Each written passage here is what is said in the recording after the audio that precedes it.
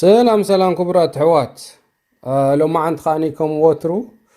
حدا قداسي زبل كوفيد يحيزلكم مسئ زلخو لو ما عندي بزعبا باركيرين ينا هنرئ مالتي اب كومنت حاتيتكم نيركم اب زحلفة جزية اللي كأني كمتي كسرح لكم يزبلكم اب ساعتا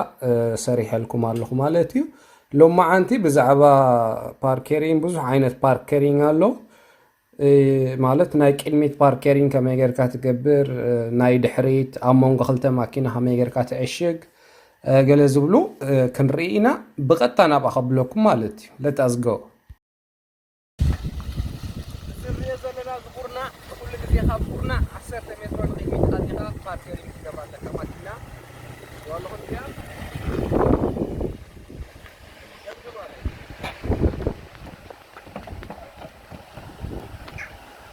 والله تقدرناتي كابوس مقيمي 10 متر تقاتلوا مالتي زي اذا تبت تصفوا قال ما اخذ بوتا حلوه مالتي زي حنتي باركيري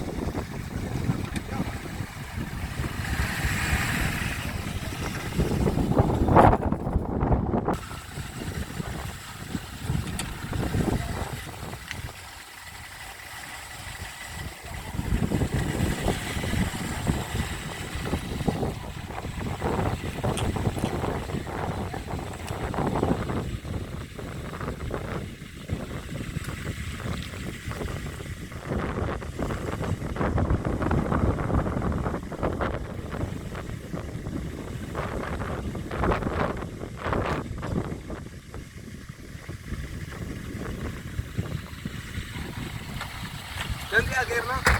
أبونغو حتى ماكينة نايت حريق تنتي أجرنا هو مالك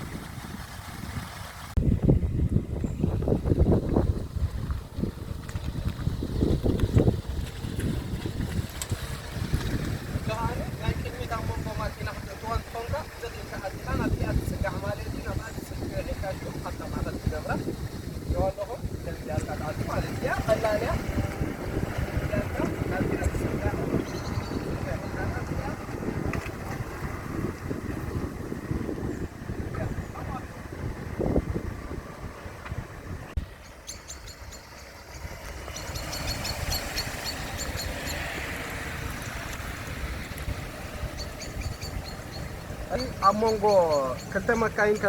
كمجر كباركيرينج جبرينا خنري يا بوتا تري وزلهم يا زلا يا مونغو ماكينة أبا كمجر كتويا مالتي كل جزية ماكينة خمسة أجر كدو تبلا مستياب زلا ماكينة تسمع أقورنا إذا ماكينة لك معرة جبرام أمالتي بيتروزي أبدي معرة مسألة وتانا يدحريت ماكينة معرة صونا لو أبدي أيلا معرة مستمر كيا شوفنا زي ملء تطويا مالك كل نافي تطويا يحبوا لازم السياسيات مالك لازم السياسية نافي سجي مايك سرقية سب كندك سجي هذا ما بيكونترول تبغى نزي أتراي كده مالك يجي نزي أندر أبغى تجي هيجي مالك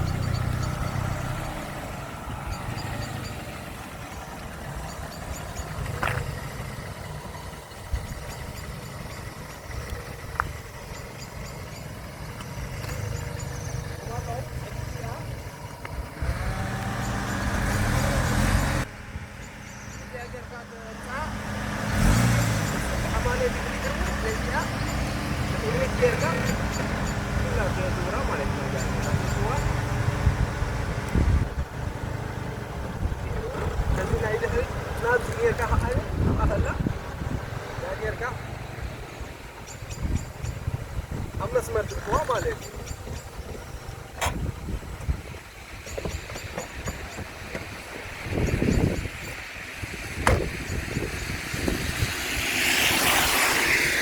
اليوم قال لهم معرة لا مش قاعد أنا شيء بس معرة لا مالك كل ግዜ ከምዚ ኣገርካ ፓርኬሪንግ ትገብራ ማለት እዚኣ እቲያ ዝኸበደትን ኣብቲ ፈተና ኸዓኒ ዘምፅልካ በዳሂት ዝኾነት ናይ ፓርኬሪንግ ፈተና ማለት ርኢኹም ኣለኹም ቀዲመ ኣብዚኣ መፅአ ማዕረ እዚኣ ኮይነ ኣብዚኣ ማዕረ እዚኣ ደው ኢለ ድሒሩ ስቲርሰ ብሙሉእ ጠውየ ተማኪና ናብ ከምቲ ተኣቱ ገይረ በዚ ዘሎ መስትያት እንዳረኣኹ ናብዚ ከምቲ ፅጋዕ ገይረያ ማለት እዩ ናብዚ ምስ ተፀግዐት ኣብኡ ከለኹ ቀስ ገይረ ናብዚ ገይረ ነታ ድሕሪ ዘላ ማኪና በዛ መስትያት እዚኣ ርአ ኢለ ኣብ ቦታኣ ኣትያ ማለት እዩ እዚኣ ብጣዕሚ ኣገዳሲት እያ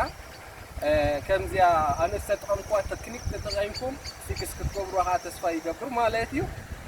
ናይ ፓርኬሪንግ ሎማዓንቲ ኣብ ዝወዲእ ኣለኹ ማለት እዩ ኩሉ እቲያ ቀዳመይቲ ዘርኣኹኹም ኣብ ጎደና ስታይ 10 ሜትሮ